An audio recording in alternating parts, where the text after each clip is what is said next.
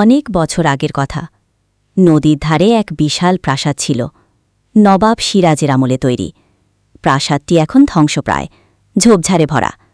তবে গ্রামের লোকেরা বলে, রাত নামলেই সেখানে এক সাদা শাড়ি পরা রমণী ঘুরে বেড়ায়, যেন কারো জন্য অপেক্ষায় থাকে। একবার শহর থেকে এক ইতিহাস গবেষক অনিরুদ্ধবাবু ওই প্রাসাদে গবেষণার জন্য এলেন। তিনি বিশ্বাস করতেন না এসব অলৌকিকতায়।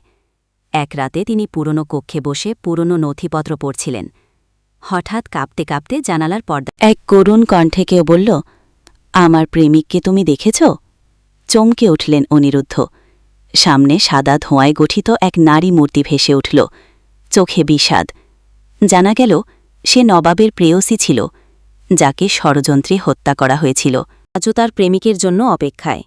পরদিন অনিরুদ্ধ প্রাসাদ ছেড়ে চলে গেলেন, আর কখনও সে পথে পা রাখেননি। লোকেরা এখনও বলে, প্রেম হারালে আত্মাও শান্তি পায় না।